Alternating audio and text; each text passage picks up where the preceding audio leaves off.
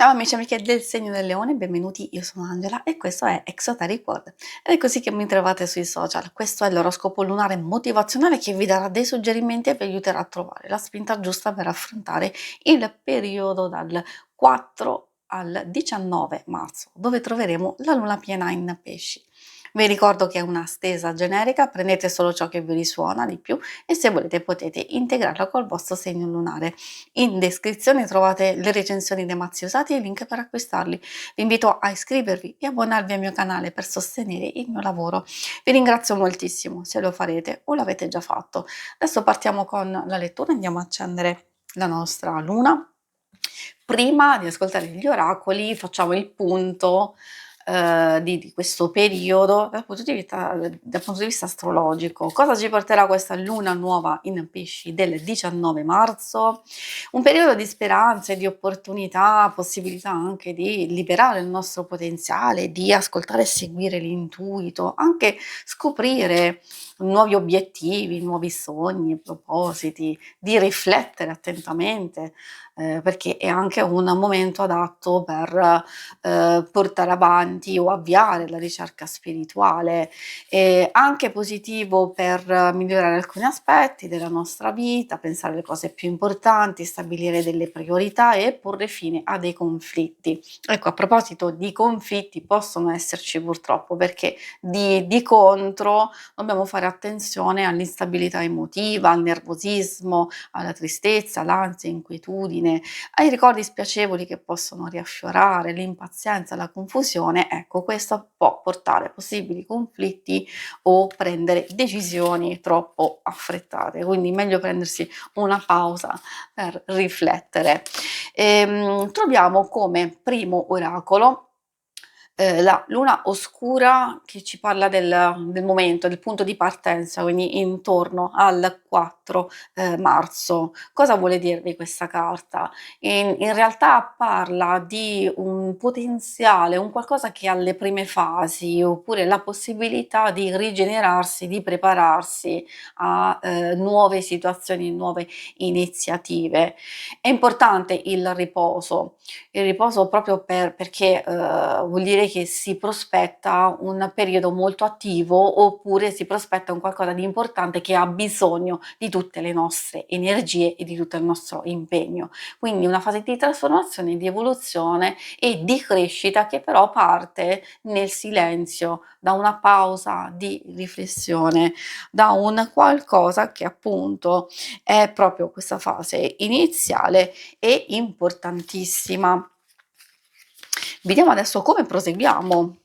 Quindi, dopo questo primo passaggio, ecco, troviamo questa carta che ci parla della luna piena in senso generico, ma può fare riferimento proprio alla luna piena in questione. Il messaggio suo è di dinamismo, di risultati positivi, di eventi gioiosi, di in genere una fase fortunata, di realizzazione, di forte emozione e sensazioni che ovviamente devono essere colte, possiamo godere di queste belle e intense emozioni, anche di qualcosa di positivo effettivamente e non solo, buone energie e vibrazioni che possono andare addirittura a sbloccare qualcosa che effettivamente era rimasto fermo, oppure avete messo purtroppo da parte o effettivamente bloccato.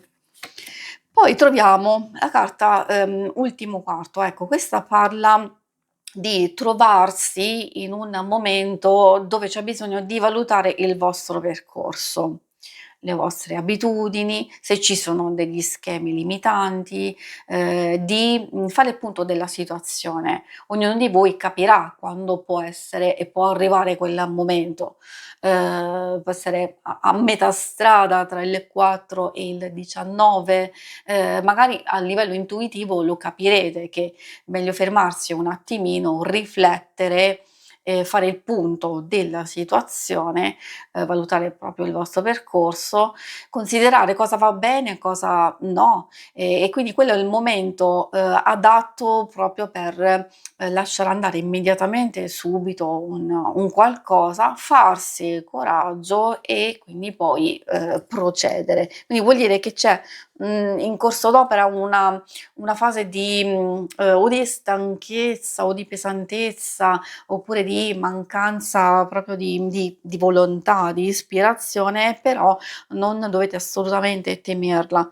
Quindi una volta superato questo, anzi secondo me c'è già l'indizio che vi aiuterà a superarlo, cioè di fermarsi, fare il punto della situazione, magari ripartire un po' come abbiamo visto che questa è il passaggio importante, proprio di riflettere, rigenerarsi e riprocedere e quindi andare avanti. Adesso vediamo gli altri suggerimenti dall'oracolo dello sciamano. Troviamo la luna che indica proprio, anche quello che stiamo facendo effettivamente, quindi seguire il flusso e le energie, lunari. Bellissima questa carta, anche graficamente, quindi che si vedono tutte le varie fasi.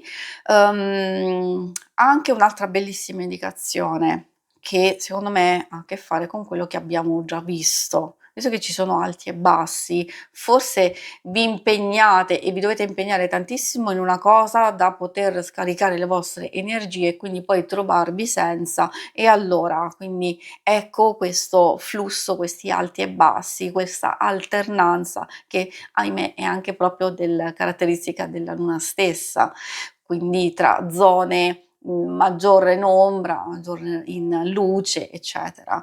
Connettersi al ritmo lunare è importantissimo, cioè il ciclo emotivo, energetico, creativo, proprio per osservare quello che accade e anche noi stessi senza giudizio. Le nostre emozioni ci dicono tantissimo, ecco perché bisogna ascoltarle e quindi alternare in concretezza i vari ritmi di produttività e riposo. Questi devono essere in equilibrio. Come vedete, ci va a ripetere, a sottolineare, tanto alcune questioni di, utilizzare le vostre energie in modo equilibrato per non disperderle eccessivamente, per non utilizzarle tutte subito in una, situazione, altrimenti poi rischiate di non averne per le altre, ma soprattutto perché si vedono delle novità, delle nuove circostanze che poi hanno bisogno della vostra energia e se non ne avete che succede?